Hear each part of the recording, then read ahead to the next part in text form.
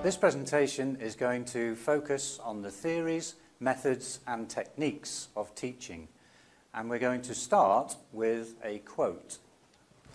This is an interesting quotation because it contains within it a philosophical argument, and it's a philosophical argument of the way in which we learn. Basically, this one is saying that the intelligence of their own children comes about due to a natural process. So this one could be said to be due to nature.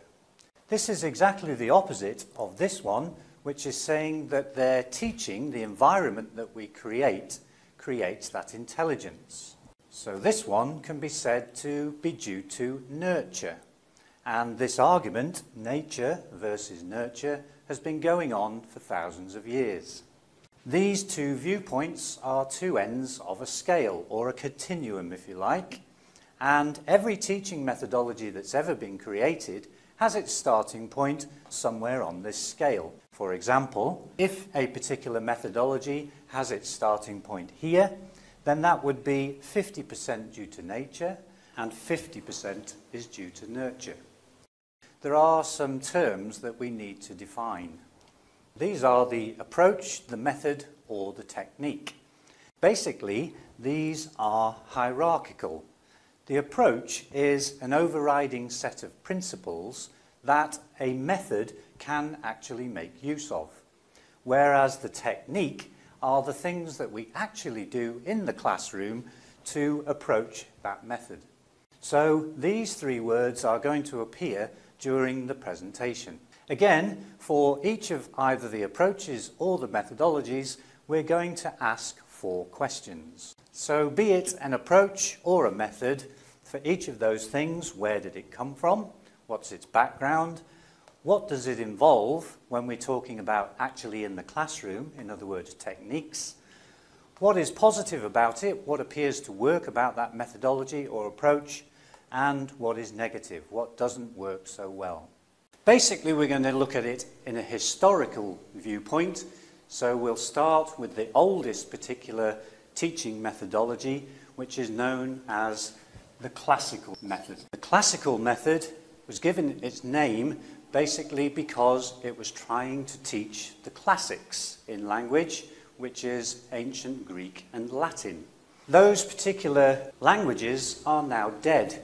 This methodology was probably started somewhere around the 17th century. And the purpose of this particular methodology was for scholars to be able to translate old Greek and Latin texts into their particular language. If we take the language that we usually speak, our native language, that is often given the designation L1. And the language that we are trying to translate that to, let's call it the target language, is given the designation L2.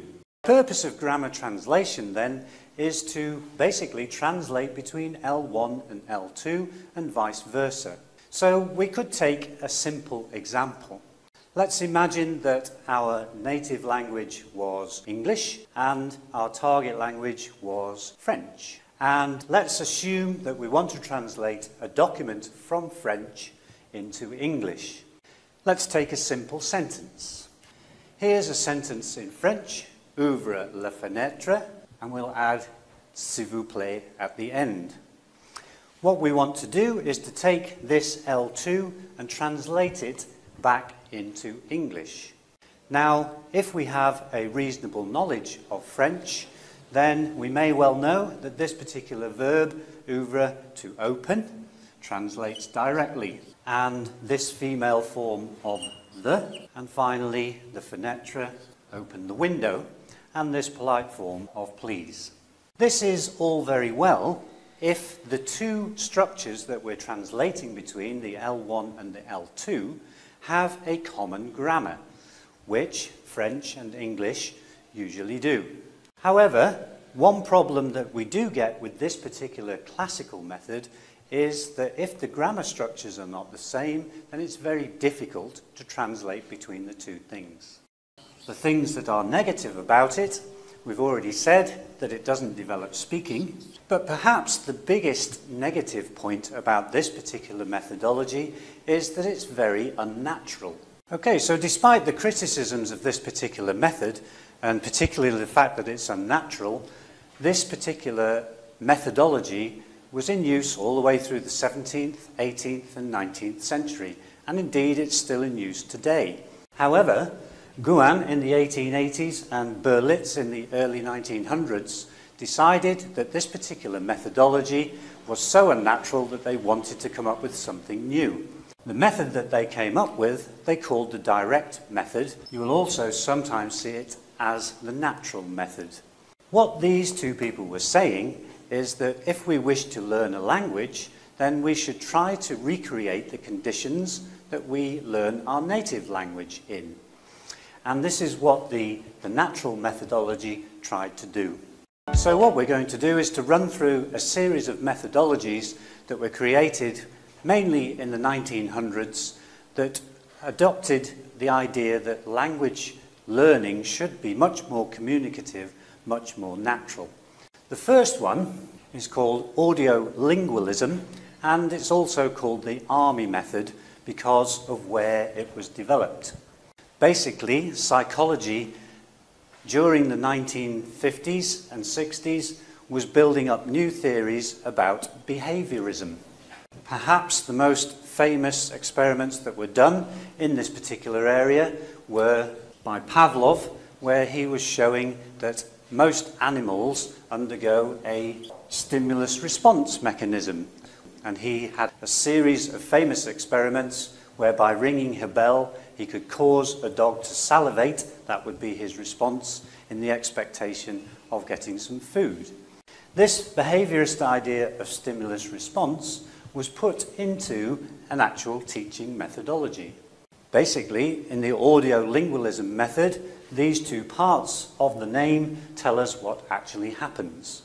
Audio is to listen, and lingual is to repeat. So what we do is a series of drills, and these intensive verbal drills help us to get a use of the particular language.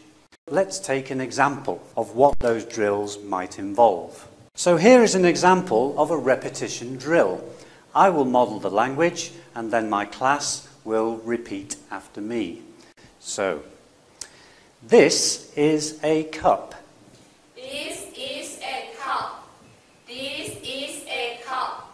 This is a cup. Spoon. This is a spoon. This is a spoon. This is a spoon. Knife. This is a knife. This is a knife. This is a knife. Thank you. The reason that it's called, or also called, the army method is that it was the method adopted by the United States military, who had personnel stationed around the world at the end of the Second World War, and they realized that they needed those personnel to pick up the language very quickly. And that's one of the positive things about this particular methodology, is that you do very quickly learn vocabulary. Another positive thing about it is that you quickly learn the correct pronunciation of that vocabulary. However, there are some negative points to it. One of the things that the drills actually lacks is some form of realistic context. And the fact that these drills are out of context in any real situation in the world makes it very difficult to translate the knowledge that you pick up into a new situation. The second negative thing about it is that errors were very quickly tried to be forced out of the students, and it was realized that errors weren't in fact such a bad thing after all. Our next particular methodology is accredited to James Asher around 1965 and is called total physical response. Asher looked at the way in which we learn our native language, and he saw that most children, before they even went to school, had picked up a very large percentage of both the grammar and the vocabulary that they would use in their native language before any type of formal schooling. So Asher started to have a look at ideas of how to use the whole of our brain in language learning in the way that we do when we're very young. It's accepted that within our brain there are two hemispheres. One is the left hemisphere, the other is the right hemisphere. And one of the functions of the left hemisphere is language learning. One of the major functions of the right hemisphere is controlling our body's movement. And what Asher said was that when we are young, what we tend to do in the way in which we learn language is to use the whole of our brain, whereas formal schooling tends to only use half of it, only the left-hand side. So his idea was to try to introduce movement into the process of learning a language so that we're using the whole brain and therefore doubling the capacity of our learning within that process. So the use of motion and learning would be a fairly typical way of using total physical response. If we, for example, are learning the vocabulary of the parts of the body, then we wouldn't just listen and repeat those particular words, but we'd actually use movement. So if we were learning the word for our arm, we would move our arm whilst we were saying that word. If we were learning the word hand, we would use our hand whilst we were learning that word. And by bringing those two things together, it was shown that it would actually enhance the learning process. One of the main positive points to this particular methodology is that it's very good for young students, for young learners. If you can get the young learners to be moving around whilst they're actually learning, then it will enhance the process of learning and they will enjoy it. And it's said to give much longer term retention of those particular vocabulary words than if you were just to say them without any motion at all. Some of the negative points for this particular methodology: whilst it is good for young learners, obviously it wouldn't be so good for one-to-one professional learners or for very high levels of grammar. One of the other requirements of this particular methodology goes back into the way in which we learn our native language. Within our native language, we are listening to what's being said around us, but there's a long silent period involved in learning our native language where we don't say anything, we're just absorbing the information, and then we start to use it. This long silent period is part of the total physical response approach or methodology, and therefore we don't get immediate results from this. Also in the 1970s, Lozanov came up with a new methodology called Suggestopedia. As psychological theory was developing, one of the ideas that came up was something called the affective filter. Basically, the affective filter is a barrier to learning. It's the reasons why we inhibit our learning of a particular language. There are two main elements to the affective filter, two sets of factors, if you like. Those are known as internal and external factors. The external factors to learning, the reasons why we have barriers to learning, may be just simple things such as external noise. So people talking to us while we're trying to learn, and so on and so forth. Perhaps more important are these internal factors. And the internal factors, one of the main things here is our previous experience. If we have tried to learn a language in the past and we have not been successful, that forms an internal barrier to further learning in the future. The idea of Suggestopedia is that we reduce this affective filter to its lowest possible value. Now, theory tells us that the affective filter has its lowest value when we're in the womb. And so one of the ideas of Suggestopedia was to try to recreate the conditions of feeling safe in the womb, and our affective filter will now be at its lowest possible value. We will be the most receptive to learning at that point.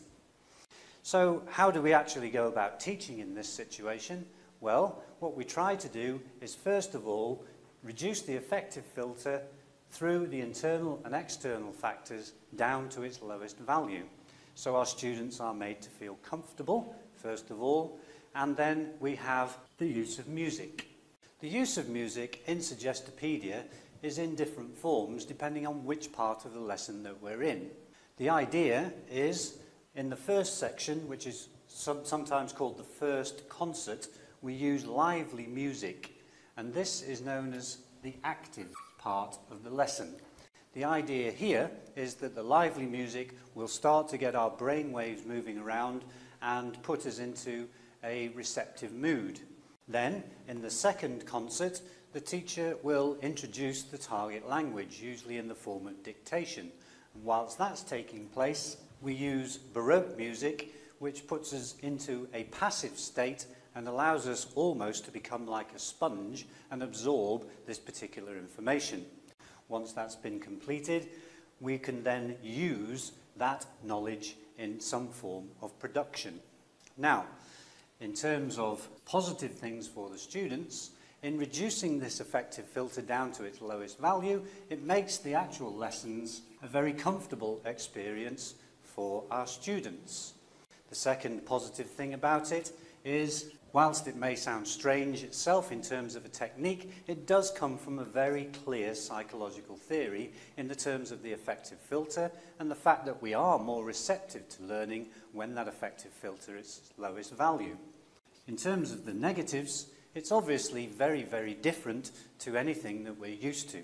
And some people say it's just too different. The fact that it is so different can increase our affective filter in effect because we think it's not going to work. Secondly, it's not easy to create these ideal conditions that are necessary to reduce your affective filter. There aren't too many schools that would have the facilities, first of all, to actually produce all of these conditions. Before we move on to the final methodology for today, let's just recap and see where we are at this point in time. We're looking at different learning methodologies.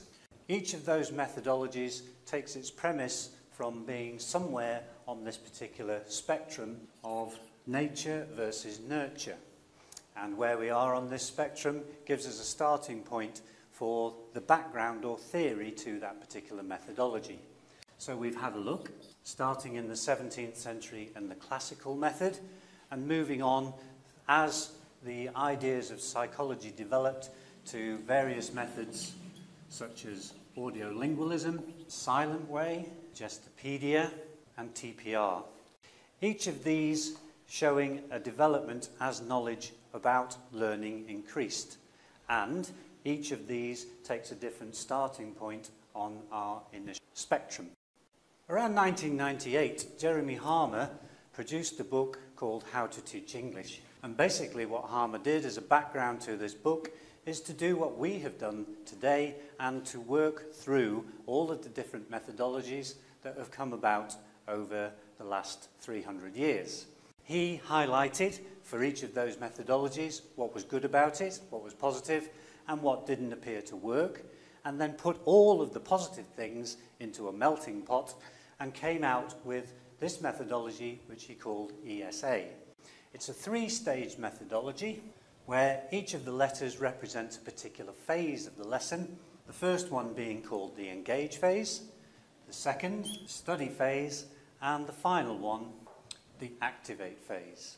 So let's have a look at this particular methodology and try to bring back some of the ideas that we've already looked at this morning. The engage phase of this ESA lesson has one particular purpose. And the purpose of that particular phase is just to get the students talking and thinking in English.